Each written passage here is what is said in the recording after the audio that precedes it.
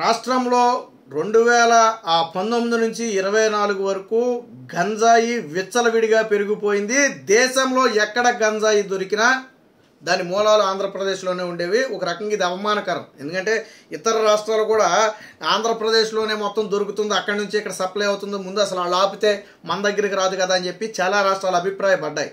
So అలాంటి పరిస్థితి నుంచి ఇప్పుడు నారా లోకేష్తో పాటు హోంమంత్రి గారితో పాటు మరొక 2-3 మంత్రుల ఆధ్వర్యంలో ఒక కమిటీని అయితే వేశారు.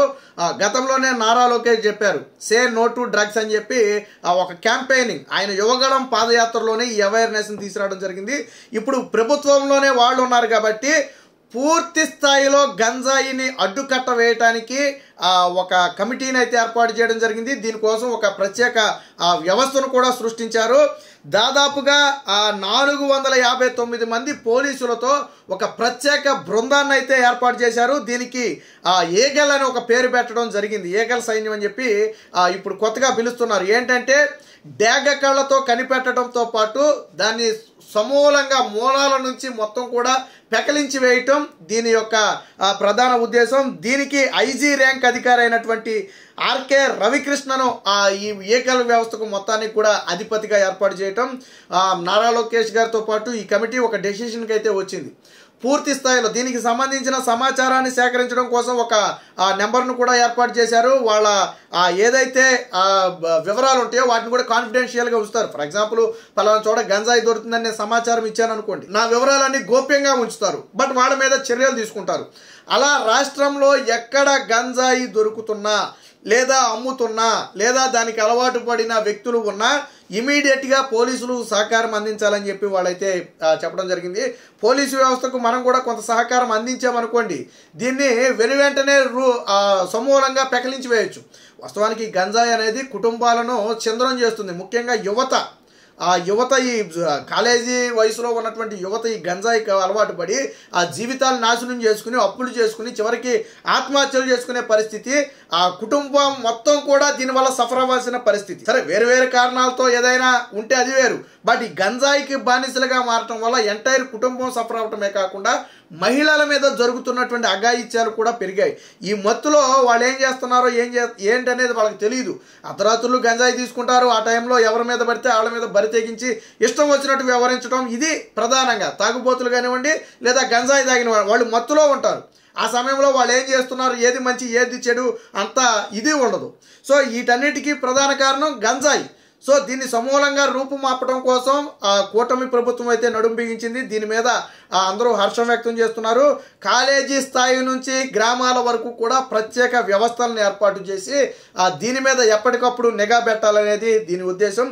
దీనికి సంబంధించి ఆ కమిటీ తీసుకున్నటువంటి డెసిషన్లన్నింటినీ కూడా నేను ఒక మీటింగ్లో అయితే చెప్పడం జరిగింది.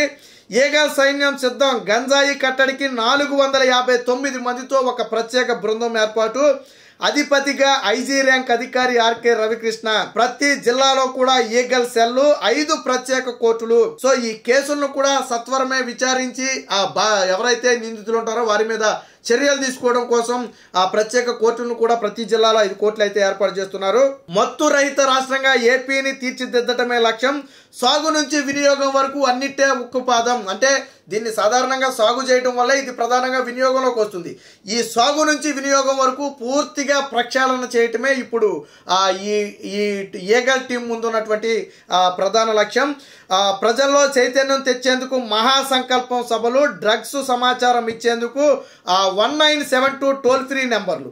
సో ఈ 1972 టోల్ ఫ్రీ నెంబర్కు ఎవరైనా ఫోన్ చేసి మీకు అనుమానం ఉన్నా లేదా గంజాయి అమ్ముతున్నారని తెలిసినా లేదా పలానా వ్యక్తులు సప్లై చేస్తున్నారని తెలిసినా మీకు గంజాయికి సంబంధించి ఎటువంటి సమాచారం అందినా ఈ నెంబర్కి టోల్ ఫ్రీకి ఫోన్ చేసి చెప్పొచ్చు. మీ వివరాలన్నీ కూడా చాలా గోప్యంగా ఉంచుతారు.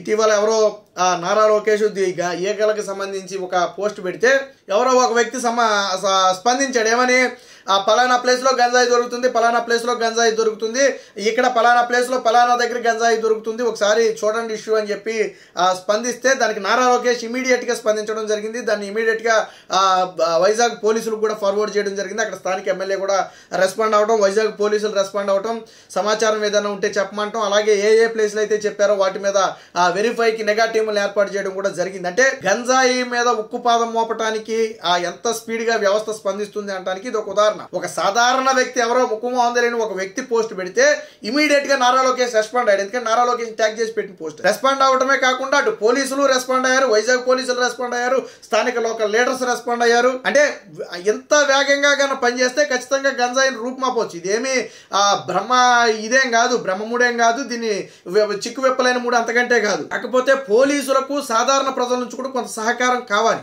ఎందుకంటే ఏ ప్లేసుల్లో అమ్ముతారనేది చాలా మందికి ఐడియా ఉంది. అలాగే కాలేజీల్లో కూడా దీనికోసం సపరేట్గా ఒక కమిటీలను కూడా ఏర్పాటు చేస్తామని చెప్పారు. కొంతమంది సభ్యులను పెట్టి కమిటీని ఏర్పాటు చేయడం, అలాగే అవేర్నెస్, అసలు గంజాయి వల్ల జరిగే నష్టాలు కన్నా మనం వివరించగలిగితే అది ఒక్కసారి వాళ్ళ మైండ్లోకి వెళ్తే మళ్ళీ గంజాయి జోలికి వెళ్ళరు.